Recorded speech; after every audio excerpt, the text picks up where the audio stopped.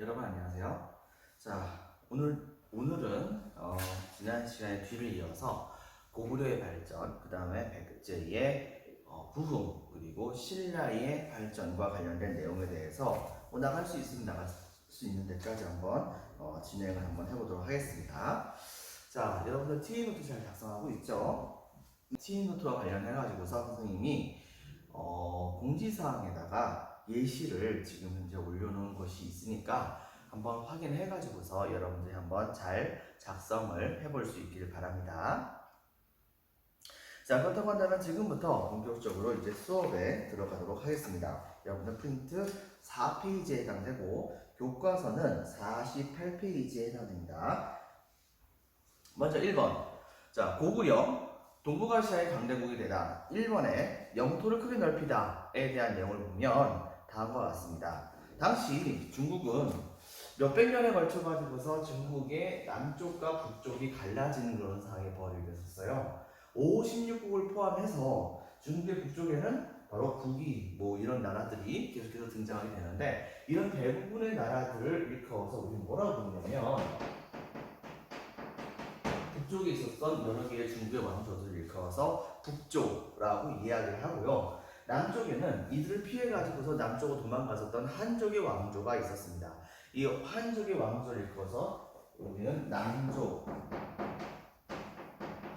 얘기합니다. 즉 북조는 북쪽에 있는 여러 개의 왕조들을 말하는 것이고, 남조는 남쪽에 있는 여러 개의 왕조들을 말해요. 남쪽에 있는 여러 개의 왕조들 중에서는 동진, 송, 제, 양, 진과 같은 그런 나라가 있었었죠. 바로 이렇게 중국이 분열되는 그런 상황을 통해서 고구려는 바로 이들과 적절하게 교류를 하면서 점차 성장을 할 수 있는 기회를 엿보게 됩니다. 왜냐하면 자기네들끼리 싸우는 상황이다 보니까 고구려의 성장에 대해서 중국이 그다지 견제를 할 수 있는 상황이 안 됐던 것이었던 것이죠. 그래서 내용을 보면 다음과 같은 것을 우리가 볼 수가 있겠습니다. 1번에 배경에서는 중국의 분열, 위진남북조 시대를 이용하여 대규모 정복 사업을 전개합니다. 중국이 이렇게 분열되어 있던 이 시기를 일컬어서 우리는 위진남북조 시대라고 얘기를 합니다. 자, 그 과정 중에서 고구려의 그 유명한 스타가 한 명 등장하죠. 바로 광개토 대왕입니다. 광개토 대왕이 왜 광개토 대왕이냐?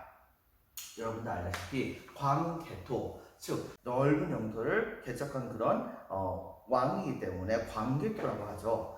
그래서 이분의 경우에는 정말 영웅과 같은 그런 삶을 하게 됩니다. 굉장히 어린 나이에 이때 당시에 왕의 즉위를 하게 됐는데요. 근데 즉위한 지 얼마 지나지 않아서 동감 1번 빈칸에 적겠습니다. 백제를 공격하여 한강 하류의 북쪽을 점령을 해버립니다. 즉 당시에 백제를 그동안 자기의 할아버지죠. 고국 원앙의 원수를 갚는다는 명목도 있었지만 백제가 너무나도 힘이 세졌던 것을 견제하기 위해서 대규모의 군대를 동원해서 남쪽을 쳐들어오게 됩니다.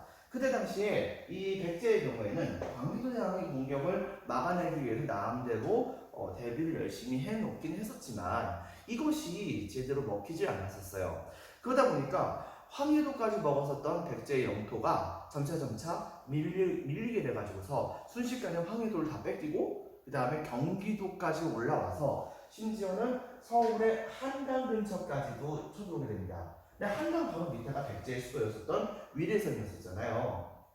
그러다 보니까 고구려의 영토가 여기까지 오게 되자 이 백제는 고구려에게 일단은 항복을 요청합니다. 이렇게 되자 계속해서 백제를 쳤지만은 백제가 그렇게 반성하는 태도를 보여주는데, 그렇다고 한다면 한 번씩 용서해주지 라고 하는 그런 입장에서 고구려는 백제의 공격을 중단하죠. 딱 한강 상류까지만 먹고 한강 하류 같은 경우에는 백제가 계속해서 차지하게 했었습니다. 지금 현재도 서울 쪽에 보면은 아차산이라고 하는 곳이 있기도 하죠. 바로 그쪽도 여기에 포함된다는 것을 여러분들이 기억을 해주기 바랍니다.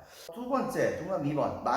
만주의 대부분을 차지합니다. 당시 고구려는 이쪽 지역에 요동반도 근처를 중심으로 해가지고서 이 지역을 고구려가 차지하느냐, 중국의 왕조가 차지하느냐에 대한 내용을 가지고서 치열하게 싸움을 벌이게 됩니다. 그 과정 중에서 중국의 56국 중에서 이쪽에 이전에 여러분들 기억나는지 모르겠지만 바로 전연이라는 나라가 고구려를 침공해가지고서 고구 원왕에게 치욕을 안겨준 적이 있었다고 얘기했었죠. 자, 그런데 이때 당시에 그 전연이라고 한 나라는 전진이라는 나라에게 멸망을 당하게 되는데, 전진이라는 나라가 얼마 안 있어서 그만 분열이 되게 됐고, 전진의 유력한 장군 중에 한 명이었던 모용수라고 하는 사람이 바로 이쪽 지역에 후연이라는 나라를 세워요.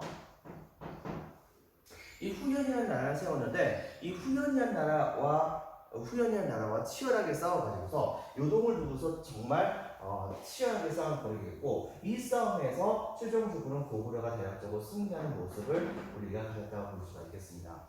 그래가지고서 영역을 굉장히 많이 넓혔다고 볼 수 있겠고, 그 다음에 북쪽 지역에서는 유목민족이었던 나중에 이제 한국사에서도 나오는 거란족을 공격을 해가지고 그 지역까지도 넓히는 모습을 보여줬고, 그 다음에 또 한 가지 동감 2번 만제 대부분 차지 후연격파 거란정복, 그 다음에 동부여를 그 당시에 공격을 해가지고서 이들이 고구려에게 더 이상 위협이 되지 않도록 하는 모습을 보여주게 만듭니다.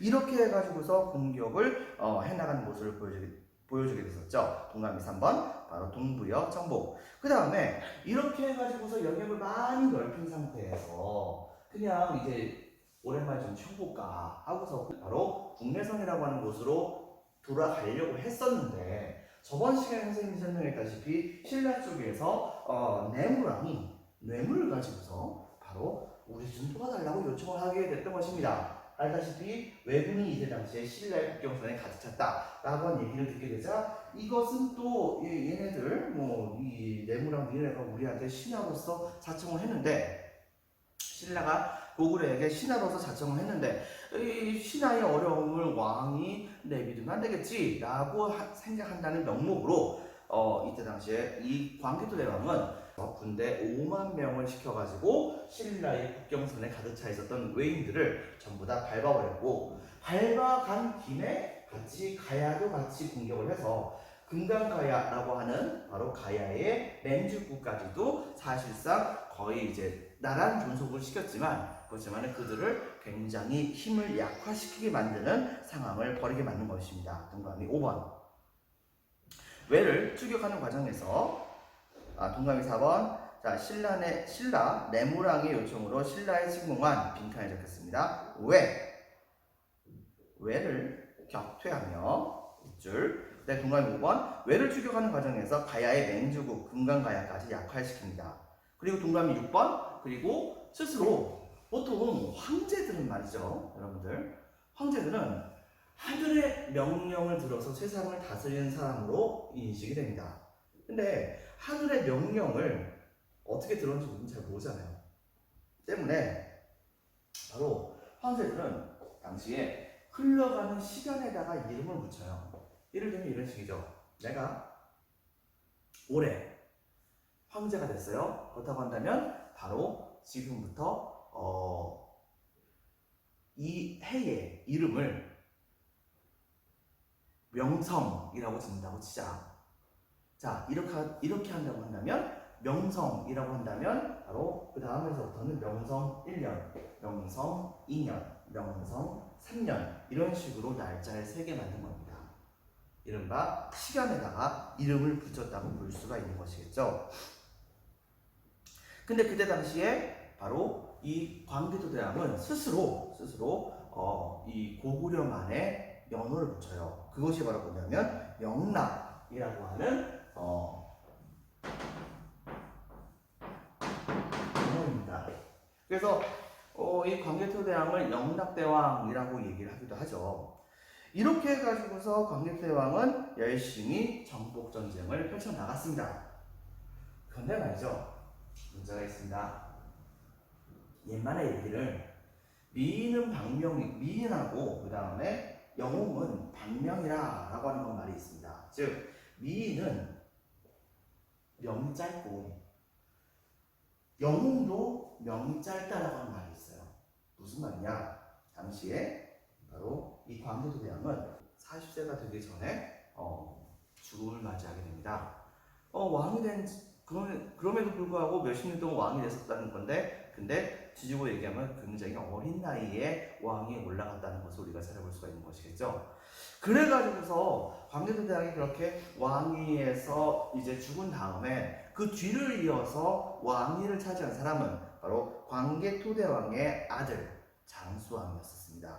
이 장수왕은 근데 아버지가 단명을 했잖아요. 근데 이름 따라서 아버지가 단명을 했으니까 바로 그 단명한 것만큼에 해당하는 그런 수명보다 더 플러스 해가지고서 이때 당시에 오랫동안 살게 됩니다. 얼마나 오래 살았으면은 이름이 장수겠어요. 여러분들 현재 역사서에서 확인할 수 있는 확실하게 역사적으로 그 재위 기간 그리고 그 사람이 살았었던 기간이 확인되고 있는 우리나라의 모든 왕들 중에서 가장 수명이 높은 사람입니다. 그래서 이때 당시에 이 장수왕은 그러면 그 재위 기간 동안에 어떤 활동을 했었느냐?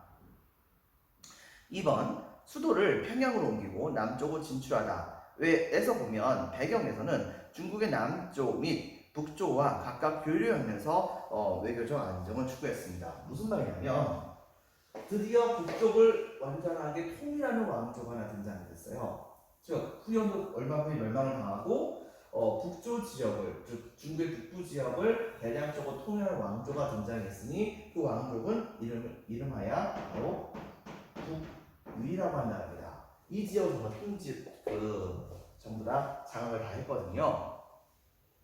자 이렇게 되자 고구려의 입장에서는 이게 좀 문제가 있는 겁니다. 비록 여기 보이다시피 땅덩어리 이렇게 넓은 것 같지만 하지만 여기에 살고 있는 사람들은 이 지역이 전부 다 북쪽 지역이다 보니까 땅은 넓은데 살고 있는 사람의 숫자가 적어요. 왜? 농업 생산량도 훨씬 더 적고 그렇다고 해서 유목도 쉽게 할 수 있는 상황도 아니고 그런데 이쪽 지역은 중국의 4대 문명이 흘러갔었던 바로 황하강 유역 근처가 전부 다 여기를 흘러가게 돼 있거든요. 이렇게 되다 보니까 당시에 이 지역에는 사람들이 많이 삽니다.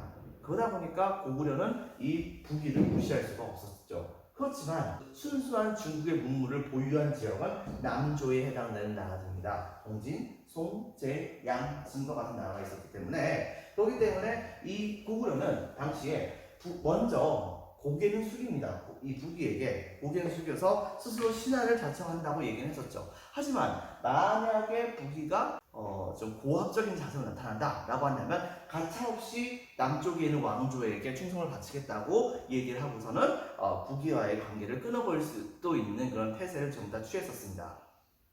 당시에 중국의 통일을 두고서 북쪽에 있는 북위와 남쪽에 있는 왕조가 서로 싸움을 많이 하고 있던 상황에서 주변에 있었던 고구려가 누구 편을 드느냐에 따라서 이 판세가 기울어질 수도 있는 것이기 때문에 당시에 이 북쪽에 중국에 있었던 왕조들은 고구려의 눈치를 되게 많이 볼 수밖에 없는 상황이었던 것이죠. 하지만 더 이상 북쪽에 있는 이 북위를 공격할 수 있는 그런 힘이 있다고 얘기할 수 있는 건 아니기 때문에 무슨 말이냐면 바로 북위가 고구려보다는 확실히 전 군대를 다 동원해서 싸운다고 한다면 고구려보다는 더 셌을 거예요. 이러다 셌을 거기 때문에 장수왕은 더 이상 바로 이 북위를 자극을 하지 않고 남쪽으로 진출하게 됩니다. 여러분들 알다시피 고구려의 수도는 바로 국내성이었었죠. 근데 이 국내성을 기반으로 했었던 귀족들이 너무 까부는 겁니다. 왕권에 대항을 해가지고서. 그리고 또 한 가지 국내선 자체도 조금 좀 협소하다 느끼는 것도 있었고 물줄기를 통한 교통 같은 것을 많이 이용할 수 있는 상황도 아니고 이러다 보니까 당시에 이 장수왕은 전격 수도를 옮겨가지고서 국내선 기반의 귀족 세력을 약화시키기 위한 방법을 실제로 실천합니다. 그래서 수도를 남쪽 지역에 있었던 고구려에서 그때 당시까지만 하더라도 두 번째로 중요하다 여겼었던 바로 평양성 지역으로 수도를 옮겨요. 평양성으로 수도를 옮긴 다음에 거기에서 국가를 운영을 해 나가는 모습을 보여줬던 것이죠. 자, 별표 두 개 반, 장수왕의 남진 정책 매우 중요합니다. 자, 별표 두 개 반, 평양 천도 빈칸에 들어갈 말은 평양성. 이 평양성이 옛날에 고조선의 수도였었고 그 다음에 옛날에 중국의 군현 중 가장 강력했었던 낭랑군의 치소였던 곳입니다. 동그라미 1번 국내선 기반의 귀족 세력 약화 목적 동그라미 1번 네, 동그라미 2번 빈칸에 적혔습니다. 고조선 이래 문화 발달. 고조선 이후에 문화가 계속해서 발달했던 지역이 바로 이 평양성 지역이기도 했었어요. 그 다음에 동그라미 3번 대동강 유역의 풍부한 물산. 무슨 말이냐? 지금 북한의 수도기도 한 이 평양성 바로 밑에는 바로 대동강이라고 하는 강물이 흘러가기도 하거든요. 바로 대동강 유역의 풍부한 물산은 이 지역 자체가 이제 굉장히 넓은 평야지대에 해당되기 때문에 거기에서는 많은 농업 같은 것을 지을 수가 있어가지고서 물자들이 많았다고 볼 수가 있는 것입니다. 동그라미 3번 대동강 유역의 풍부한 물산. 그리고 동그라미 4번 이 강을 통해 가지고서 이쪽에 있는 북이와 그 다음에 이 남쪽에 있는 남조와도 쉽게 교류할 수 있는 남조의 시스템을 구축을 해놨던 상황입니다. 동그라미 4번 바다로의 진출 유리. 자, 근데 이제 문제가 뭐가 있냐면 고구려는 그렇다 치는데 이 남쪽에 있었던 두 개의 나라들 왠지 불안감이 강해지지 않을까요? 수도가 만약에 여기 있다고 한다면 그래도 압박감이 좀 덜할 텐데 고구려의 수도가 남쪽으로 확 내려왔습니다. 남쪽으로 확 내려오다 보니까 백제와 그 다음에 그때까지만 하더라도 고구려와 같이 손잡았었던 신라 이 두 개의 나라는 바로 고구려에 대해서 굉장한 경계심을 펼치게 됩니다. 그래서 백제는 만약에 고구려가 쳐 내려온다고 한다면 이들을 쉽게 막기 위해서는 백제 혼자서 싸울 수 있는 상황이 안 된다라고 생각을 해가지고 당시에 바로 신라와 암암리의 동맹을 맺습니다. 이것을 바로 나제 동맹이라고 얘기해요. 왜 나제 동맹이냐? 바로 신라, 그 다음에 백제, 그래서 나제 동맹이라고 얘기합니다. 이 나제 동맹을 통해 가지고서 나름대로 고구려의 침공에 맞서 싸우기 위해서 노력을 하려고 하는 상황이 있었다 볼 수 있겠는데 이 소식이 장수왕의 귀에 딱 들리게 되자 장수왕은 그다지 기분이 좋지 않았던 거예요. 근데 거기다가 백제는 한 가지 악수를 줍니다. 그 악수는 뭐냐면 바로 중국 왕조를 이용해 가지고서 고구려를 침공하려고 하는 생각을 했던 것이에요.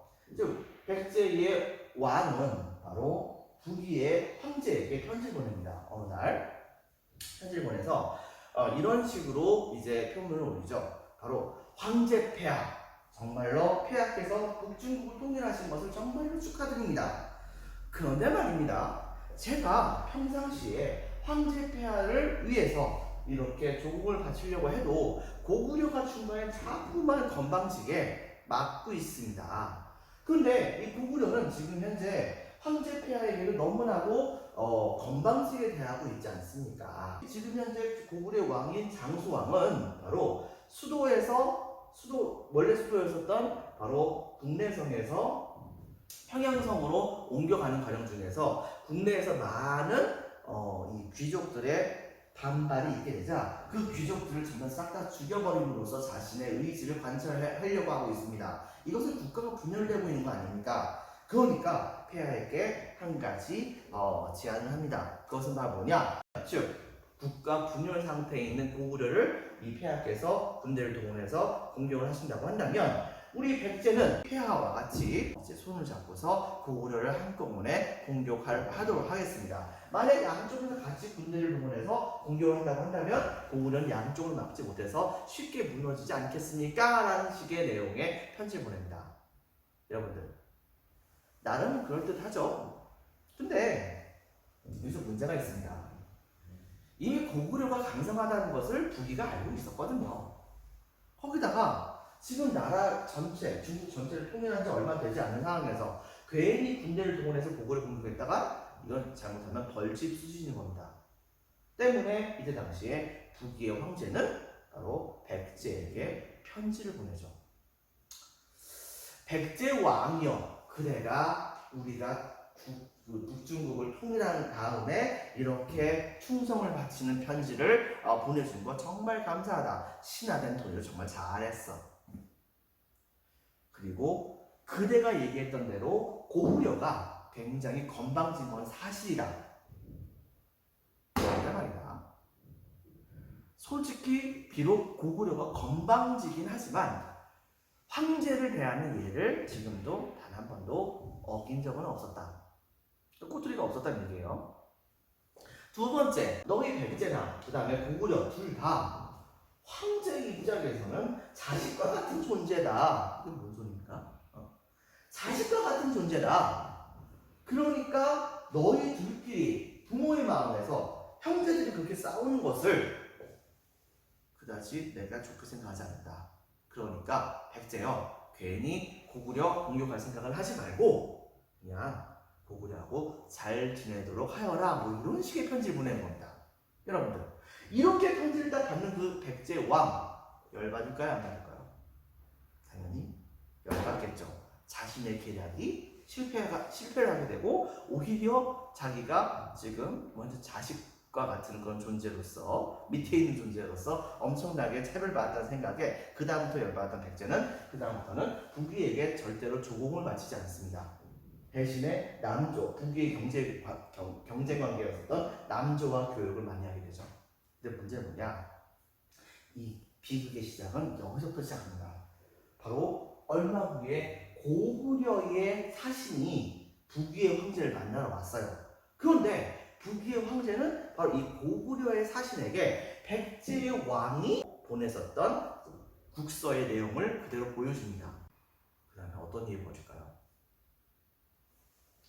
그 국서의 내용을 알게 되었던 고구려의 사신은 고구려로 다시 돌아와서 장수왕에게 이 내용을 보고를 하죠. 장수왕은 그 내용을 딱 보는 순간 바로 두 손이 부들부들 떨렸을 겁니다. 왜? 당시의 백제는 고구려에게 우리 공격하지 마세요 막 이렇게 얘기하면서 알랑방구를 끼고 있던 상황이었거든요. 근데 겉으로는 그렇게 알랑방구를 끼면서 속으로는 고구려를 공격하려고 하는 그런 야심을 품고 있었으니 고구려 입장에서는 백제 확실히 밟아줘야겠네 라고 생각을 했던 겁니다. 그래서 이 장수왕은 그대로 군대를 동원해가지고서 백제가 그렇게 우려해 마지 않았었던 한강을 그냥 넘어버립니다.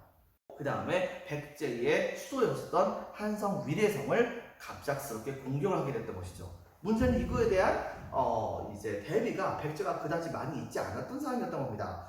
상황이 굉장히 절박하게 되는 상황이 벌어지게 되자 당시에 백제 왕은 어쩔 수 없이 퇴장을 시켜가지고서 나제 동맹에 의거해서 신라에게 편지를 보냅니다. 신라에 편지를 보내서 신라요, 우리가 지금 이렇게 심각하게 공격을 받고 있으니까 우리를 좀 구원해 주시오 라고 얘기했고, 그때 당시 신라는 그 나제 동맹에 입각해서 구원병 10,000명을 보내줍니다. 그래가지고 이 백제의 태자는 신라의 구원병 10,000명과 함께 바로 백제의 수도였던 한성 위례성 근처로 도착을 했는데 문제는 뭐냐? 바로 도착하기 일보 직전에 백제의 수도였던 한성 위례성이 함락되고 난 겁니다. 당연히 왕도 자택했죠. 이렇게 되자 거의 정신이 나가버렸었던 바로 이 백제는 한성 위례성에서 그대로 쫓겨내려와서 그래서 방어에 쉬운 충청남도 공주까지 도망가게 됩니다. 충청남도 공주까지 도망가가지고 거기에다가 바로 수도를 세우고 그 다음에 고구려의 공격에 대비하는 모습을 보여줬었죠. 이 당시 고구려는 파죽지세로 군대를 몰고 들어와서 그래서 당시에 이 한강 유역을 다 점령하고 백제의 방어선까지도 충청남도까지 확 내려가 버립니다. 내려가서 백제와 열심히 싸우려는 모습을 보여줬죠. 문제는 뭐냐면 당시에 백제를 도와달라니까 도움을 줬었던 신라에게 또 불변하게 떨어집니다. 즉 신라에게 야 이 배은망덕한 자식들아, 니네들이 옛날에 그렇게 어려움을 겪었었는데 근데 우리 고구려가 도와줬었더니 지금 그 은혜를 바로 원수로 갚아? 라고 하면서 신라도 같이 공격해버립니다. 때문에 신라도 이때 당시에 그대로 밀려버립니다.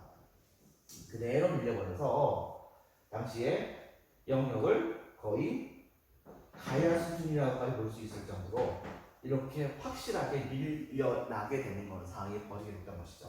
그리고 고구려는 당시에 우리 고구려가 이 시대 때에 이 장수왕 시대 때의 영역을 여기까지 늘렸다라고 하는 것을 보여주는 바로 비석을 하나 세웁니다. 한반도 안에다가 거기에 바로 충청북도 충주에 있는 충주 고구려비 혹은 중원 고구려비라고 하는 비석이 바로 그것인데요. 프린트에도 나와 있습니다. 교과서에도 49페이지에 나와 있기도 하죠.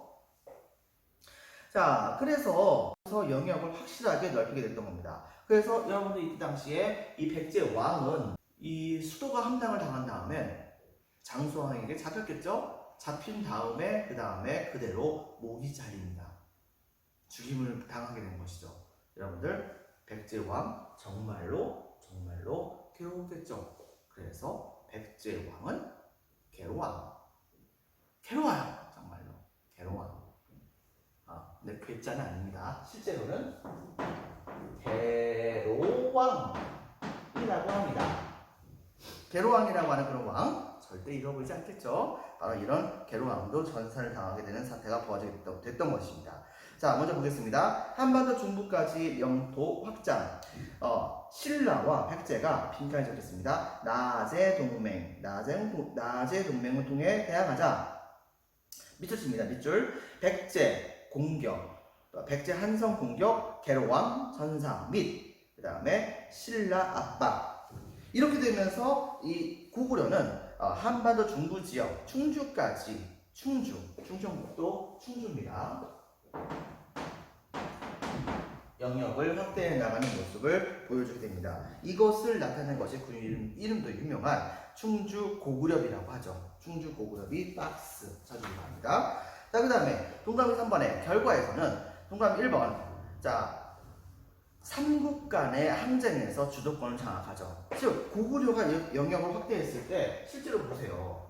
여기에서 제일 힘센 게 딱 봐도 누군 것 같아요. 딱 봐도 고구려잖아요. 그러다 보니까 동그라미 1번 삼국 간의 항쟁에서 주도권을 장악을 하게 되고, 동그라미 2번 빈칸에 적혔습니다. 만주에서 한반도 중부까지, 만주 지역에서부터 한반도 중부까지에 이르는 강대한 대국으로서 성장을 하게 되었던 것이죠. 자, 근데 이때 당시에 고구려인들이 어떻게 세상을 생각을 했었었는가? 원래 황제라고 하는 개념은 지구상에 살고 있는 모든 인간들을 다스리라고 하늘께서 명령을 내리신 사람이 바로 이 황제라고 하는 인식이 있었어요. 그래서 황제 밑에는 모든 왕이라든가 제후라든가 이런 사람들 전부 다 황제 밑에 있는 사람들이라고 생각을 했던 것입니다.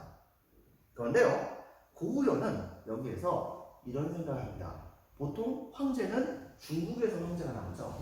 중국에서 황제가 나오는데 고구려는 바깥쪽으로는 중국에 있는 황제들에게 제가 신하를 청하겠습니다 라고 얘기를 하면서도 실제적으로는 뭘 했었느냐, 바로 중국의 세계와 한반도 이쪽 지역에 있는 세계를 따로따로 놓아서 봤던 겁니다. 그래서 그들은 동그라미 1번 백제와 신라를 복속된 나라로 인식을 합니다. 즉 백제를 확 밀어버린 다음에 신라를 확 밀어버리고 그 둘 다를 바로 고구려의 신하로 생각합니다. 혹자는 이때의 고구려가 백제와 신라를 멸망시켰다고 한다면 우리나라의 영토가 여기까지 가지 않았을까 하는 생각도 하긴 그렇지만 고구려는 자기가 황제가 되려면 당연히 누가 있어야 돼요? 신하가 있어야 되잖아요. 근데 그 신하마저도 없애버리면 나 혼자 이 세상에서 나 혼자 있으면 그게 무슨 의미가 있습니까? 때문에 백제와 신라를 남겨놨던 것이죠. 그래서 동그라미 1번 백제와 신라를 남겨놓은 다음에 그들을 복속된 나라로 인식을 합니다. 동그라미 1번. 동그라미 2번. 그리고 한반도와 그 다음에 만주 지역과 중국 지역을 독자적인 또 다른 세계로 스스로 갈라서 생각하는 그런 인식이 있었습니다. 동그라미 2번. 중국과 다른 독자적 세계관 보유. 동그라미 2번. 동그라미 3번. 고구려는 스스로 천하의 중심이라고 자부를 하게 됩니다. 그것과 관련된 것이 바로 일제시대 때 발견되었었던, 그것 때문에 일본 놈들이 좀 잘못 생각했었던 것이 있기도 했는데, 어쨌든 간에 바로 이 시대 때의 대표적인 금속문이 쓰여져 있는 비석 중에 하나인 바로 광개토대왕 능비, 여러분들 교과서 48페이지에 나와 있죠. 이 광개토대왕 능비에 이것이 나와 있습니다. 그리고 충주 고구려비에서도 바로 이런 내용들이 다 나와 있었죠. 물론 이제 여기에 적혀 있는 그 내용 중에서는 일부가 지금 제대로 해석이 되지 않고 있어서 동아시아 삼국 안에서 있는 여러 개 나라들은 지금 현재도 바로 지금 논쟁이 많이 있는 상황이기도 합니다. 교과서 48페이지는 광개토대왕 능비 정말 크죠? 이거만큼 크지는 않지만은 바로 이 충주 고구려비도 사람 키보다 훨씬 더 클 정도로 그 정도 되게 크기도 하다는 것을 여러분들이 기억을 해주기 바랍니다. 자, 그 다음에 자, 2번 백제가 위기 극복을 위해 노력하다를 보도록 하겠습니다. 1번 한강 유역을 빼앗기다. 그래서 사비로 수도를 옮기고 나라를 재정비하다. 내가 선생님이 좀 전에 얘기했었던 백제가 수도를 공격할 때 말로는 그 지역을 뭐라고 불렸냐면 바로 웅진이라고 불렸어요. 그래서 백제는 당시에 웅진 지역으로 수도를 천도하게 됩니다. 동그라미 1번 위기에서는 동그라미 1번에 다시 한번 또 동그라미 1번이라고 적어주세요. 밑줄 치겠습니다. 고구려의 남진 정책에 대항해 신라와 나아제 동맹 체결 밑줄. 나름대로 데뷔를 했었죠. 하지만 동그라미 2번 장수왕의 공격으로 수도 한성이 함락당하고 계로왕이 선사합니다. 여기까지 좀 전에 얘기했었죠. 그래서 별표 하나 바로 수도를 공주, 바로 거기 이름이 웅진이라고 했었죠. 여기 나와 있는 웅진. 자, 웅진으로 천동. 그런데 문제는 뭐냐면 옮긴 지 얼마 되지 않은 상황에서 그 토착 세력들도 반발이 좀 심했을 것이고, 그 다음에 그 지역에 왔었던 귀족들도 왕이 왕 된 지 얼마 되지 않았었으니까 이 왕을 까니 보고서 자기들끼리 이제 권력 다툼을 벌이고 하는 그런 상황이 벌어지게 되면서 백제는 국력이 극도로 약화가 된 상황이 벌어지게 된 것입니다. 자, 이렇게 되자 백제는 그 다음부터는 한동안 제대로 힘을 못 써요. 하지만 조금씩 백제의 힘을 키워나가는 모습을 보여주기도 했었습니다. 2번 중흥의 노력에서는, 자, 동성왕은 별표 한 개만 쳐주세요. 이 다음에 동성왕은 바로 동그라미 1번 중국의 남조와 외교 관계를 본격적으로 많이 맺게 됩니다. 많이 맺어가지고서 그래서 여기서 이 백제로 서로 이제 외교 관계를 많이 맺어가지고 동아시아 지역에서 왕따가 되지 않기 위해서 열심히 노력을 했었고, 동그라미 2번 신라와는 확실하게 고구려가 침공하면 신라가 대신 공격하면 여기 쳐들어왔던 군대가 이쪽으로 가야겠죠? 그러면 그 틈을 타가지고 백제가 공격하면은 고구려 군대 정신없을 겁니다. 바로 이런 식의 방법을 이용해가지고서 그 고구려의 공격을 막아낼 수 있다 보니까 신라와의 관계가 매우 중요했던 겁니다. 그래가지고 기존에 그냥 동맹 관계에 불과했었던 이 신라와의 관계를 아예 결혼까지 하면서 동맹을 맺어버리는 모습을 보여주기도 했던 것입니다. 그래서 자, 동그라미 2번 신라와 혼인 관계를 통한 나제 동맹 강화.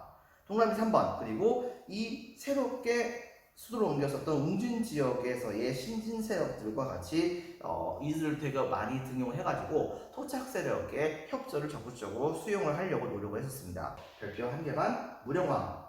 자, 무령왕의 경우에는 동그라미 1번 지방에 22담로를 설치합니다. 즉 국가를 제대로 통치하기 위해서는 행정제도가 마련되어 있어야 되는데 행정제도가 잘 마련되어 있다고 얘기할 수 있는 사항이 아니었던 거예요. 그래서 동그라미 1번 지방에다가 22담로라고 하는 그 행정구역을 설치하고 거기에다가 왕족을 파견합니다. 동그라미 1번. 동그라미 2번 가야의 영향력을 확대합니다. 그래서 실제로 지금 고구려가 너무 세니까 북쪽 올라갈 수 없으니까 이 백제가 야금야금 가야를 잠식을 하기 시작을 해요. 가야도 좀 위기감에 빠져 있었겠죠? 자, 그 다음에 동그라미 3번에서는 고구려에 적극적으로 공세를 하기 시작합니다. 근데 때마침 고구려도 장수한 다음에 그 아들이었던 문자명 이후에는 귀족들이 너무 세져가지고 얘네들을 좀 건드릴 수 없는 사태까지 벌어지게 됐었어요. 이러다 보니까는 당시에 국가가 좀 분열되어 있던 상황에서 그 틈을 이 무령왕이 조금씩 이용해 먹기 시작을 했던 것이죠. 그리고 당시에 중국 쪽에서는 바로 송, 제, 양, 진과 같은 나라들이 있었었는데 이 남조 지역에는 양이란 나라가 당시에 건국이 되어 있었던 상황이었습니다. 그래서 중국의 양나라와 같이 교류를 해가지고서 든든한 외부 쪽에서의 지원군을 얻으려고 노력을 했다라고 우리가 볼 수가 있겠습니다. 실제로 백제의 무덤은 거의 발견된 것이 없어요. 왕의 무덤은 말이죠.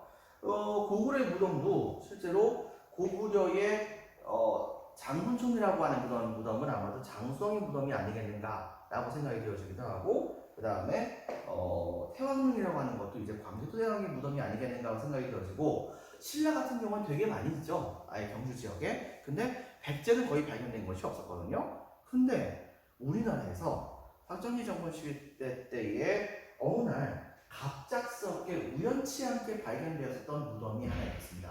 그 무덤이 바로 뭐냐면 바로 이 무령왕의 무덤이었어요. 원래 예전에 있었던 그 대부분의 왕릉들의 경우에는 들어가는 입구까지 있을 정도로 쉽게 도굴이 될 수가 있었는데 여기는 운 좋게 그 입구 부분이 막혀가지고서 이게 무덤인지도 몰랐었던 사람들이 되게 많이 있었던 겁니다. 그래서 그런 것일까요? 여기에 이 무령왕릉은 거의 원형이 그대로 발견이 됩니다. 근데 거기에서 정말 말 그대로 수십 개가 넘는 금제품 같은 것이 막 쏟아져 나왔다고 합니다. 바로 여러분들 프린트 5페이지에 나와 있는 무령왕릉에서 발견되었던 물건들이 바로 거기에 포함이 되는 건데요.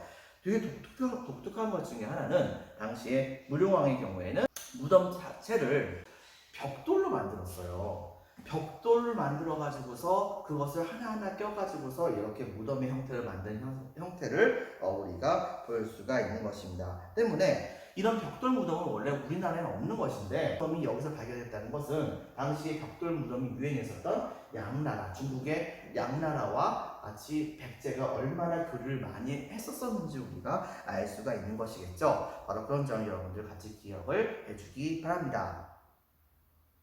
자, 그 다음에 자, 진짜 중요한 왕이 이제 등장하게 되죠. 무령왕은 별표 1개 반이고요. 그 다음에 성왕 별표 2개 쳐주세요. 이 성왕의 경우에는 정말 영웅적이면서도 안타까운 삶을 살았던 분입니다. 먼저 이 백제의 이 성왕의 경우에는 실제로 수도가 웅진 지역이었었는데 이 웅진 지역이 방어하기엔 좋아요. 왜? 주변에 한쪽은 물로, 공주의 금강이라고 하는 물로 방어가 쉬웠었고 나머지 쪽 같은 경우에는 전부 다 산지였기 때문에 외부에 있는 적들이 쉽게 여기를 공격을 해가지고서 함락시키기가 되게 어려웠었죠. 그런데 공주의 가장 큰 문제점은 방어에는 쉬운데 국가를 통치하기는 좀 어려웠던 것입니다. 국가를 제대로 통치하려고 한다면 사방팔방으로 명령이 쉽게 나갈 수 있는 교통의 요지여야지 되는 거잖아요. 근데 여기는 교통의 요지가 아니었던 겁니다. 그러다 보니까 수도를 공주 지역에서 바로 좀 더 밑에 있는 넓은 지역에 해당하는 삽이라고 하는 곳으로 옮겨가게 되죠. 그래서 동감 1번 삽이, 이때 당시 삽이는 다른 말로는 부여라고 했었습니다. 지금 현재 이제 여기를 부여라고 부르죠. 옛날 이름으로는 삽입니다. 삽이 빈칸에 적어주세요. 삽이라고 하는 것으로 천도를 하게 되고, 동그라미 2번 국호를 일시적이긴 하지만 남부여라고 계칭을 합니다. 이게 왜 그랬냐면 당시 백제의 군대는 고구려 군대와 싸울 때는 항상 명분상 좀 밀리는 게 있었어요. 왜냐하면 고구려의 시조였었던 주몽은 백제의 시조였었던 온조의 아버지잖아요. 그러다 보니까 백제의 군대와 고구려 군대가 싸우면 아버지하고 아들이 싸우는 겁니다. 그러니까 여러분 생각해보세요. 아버지하고 아들이 싸우면 누가 이겨야 돼요? 딸하고 엄마가 싸우면 누가 이겨야 돼요?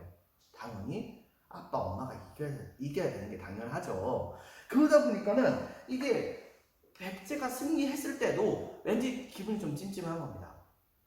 그런데 이 시대 때에 고구려의 고주몽이 도망갔었던 그 원래 나라가 어디입니까?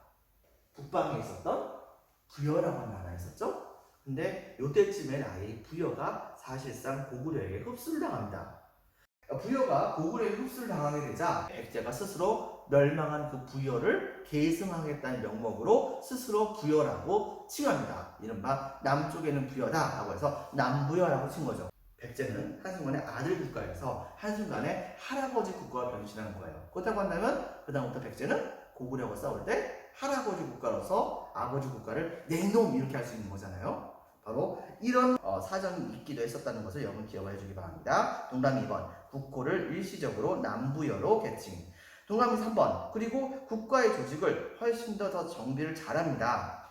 먼저 중앙에는 확실하게 전문적으로 특정 일들을 담당하는 관청을 22개를 만듭니다. 이른바 22개의 실무관청을 설치하죠. 동그라미 3번. 네, 동그라미 4번. 지난 시간에 배웠던 건데 백제의 지방제도, 바로 수도는 오부, 지방은 오방이었었죠. 이른바 오부 오방제를 설치하게 됐던 것이죠. 그래서 수도의 오부, 그 다음에 지방의 오방. 그 다음에 동감이 5번에 불교를 장려합니다. 그리고 동감이 6번에 이때 당시에 친하게 지냈었던 일본 쪽이죠. 이 일본에 있었던 야마토 정권, 이들과 같이 글을 되게 많이 해가지고서 그들에게 불교까지도 전파를 많이 하게 됐었습니다. 그때 당시 일본은 우리는 뭐라고 불렸었냐면 외라고 했었습니다. 외. 자, 6번에 외의 불교 및 선진문물 전례. 그리고 이렇게 해서 국력이 뻗어날 준비가 되게 되자 당시에 이 백제왕은 그동안 갈고 닦았었던 모든 실력을 다 동원해서 옛날 원수를 갚을 준비를 다 하게 됩니다. 즉 강력한 개혁으로 점차점차 성장하고 있었던 이 신라의 편지를 보내서 우리 같이 연합해서 고구려를 치자. 양쪽에서 치면 고구려가 쉽게 이들을 막아내기 힘들지 않겠는가 라고 하면서 같이 연합을 제안했고 신라도 여기에 호응해서 이 당시에 백제의 군대와 신라의 군대는 북쪽으로 올라가게 됩니다. 그래서 당시에 한강 지역을 차지하게 된다고 한다면 한강 지역의 하류는 백제가 차지하고 한강 지역의 상류는 신라가 차지하자라고 약속을 했고 그것이 진짜 지켜져서 신라는 한강 지역의 상류 지역을 그쪽을 차지하고 백제의 경우에는 한강의 하류 지역을 완벽하게 차지를 하게 돼요.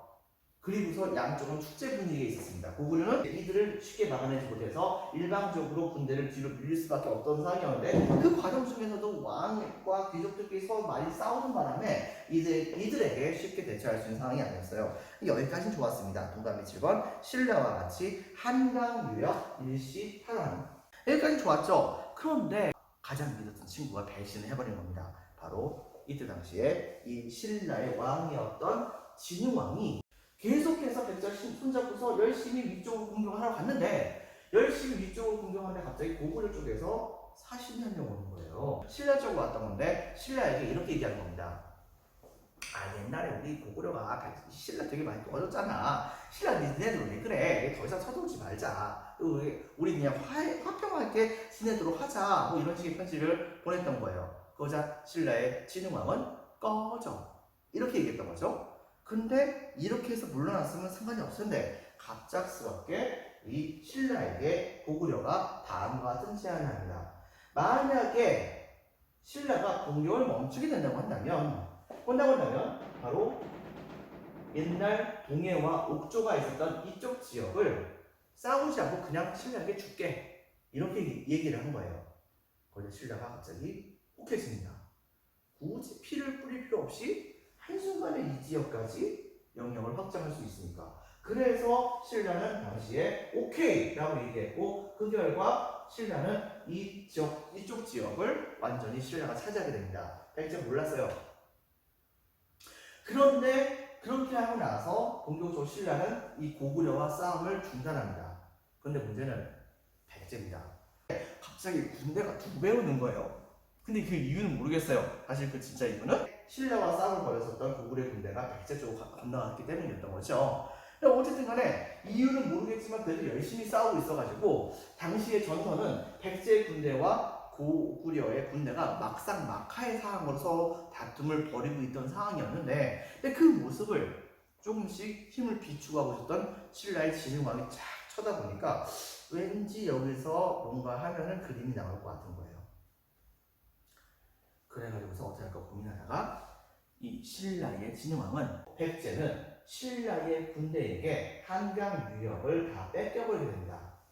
자, 한강 유역을 차지했는데 갑작스럽게 뺏겨버리니까 백제 열받겠죠? 그래서 백제왕 성왕은 가야가 이때 당시에 백제의 영향력 하에 있었기 때문에 가야의 군대와 백제의 군대가 같이 연합해서 신라를 공격합니다. 그래서 같이 쳐들어왔죠. 신라는 백제와 싸울 때마다 연전연패했었습니다. 당시에 백제의 태자가 앞장서서 신라를 공격하게 되었고 그 군대는 계속해서 연승을 벌였는데 문제는 당시에 이 군대가 관산성이라고 하는 성까지 갔는데 거기에서 계속해서 이제 신라의 군대가 잘 저항을 하니까 공격을 할 수가 없는 상황이 되게 된 거예요. 이렇게 되자 당시에 백제의 이 성왕은 자기 아들을 지원을 해주기 위해서 군대 한 몇몇 명에 해당하는 군대를 추가적으로 더 끌고서 지역명을 직접 통솔해서 아들을 도와주러 관산을 근처에 갑니다. 근데 문제는 뭐냐? 아들을 이 백제왕이 너무 사랑했던 걸까요? 당시에 백제왕은 아들을 먼저 보고 싶은 마음에 바로 군대가 천천히 따라오고 있는데 먼저 자기를 호위하는 몇십 명에 해당하는 백제 기병들과 같이 열심히 달려가지고서 아들의 진영에 도착을 해서 서프라이즈 뭐 이걸 하려고 했던 거예요. 그래서 열심히 막 달려가고 있었는데 문제는 뭐냐? 바로 그 길목에 신라의 군대가 매복을 했었던 겁니다. 그래서 얼마 후에 어떤 일이 벌어졌냐?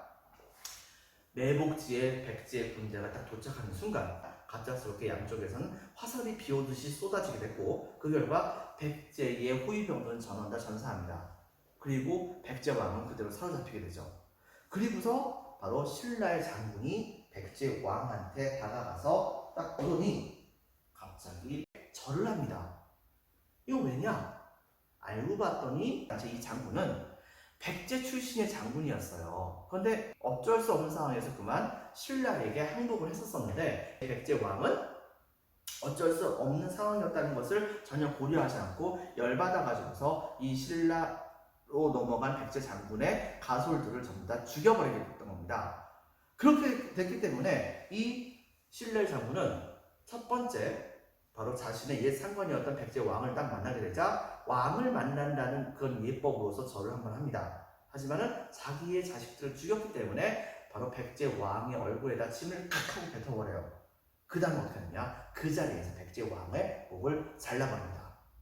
그리고 이것을 백제의 진영에게 그대로 보내줬는데 단 몸뚱아리만 보내주고 목은 그대로 갖고 왔어요.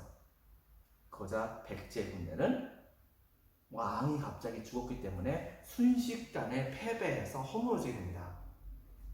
여러분들 바로 이렇게 되게 되자 백제 군대는 하염없이 대패를 하게 됐고 이 백제 성왕의 목은 왕이 있는 신라의 조회하는 관청에 계단이 있죠. 계단 밑에다가 이것을 묻어버립니다. 왜? 바로 신라의 모든 시민들은 계단을 오르내릴 때마다 백제 왕의 목을 밟고 지나가는 의미에서.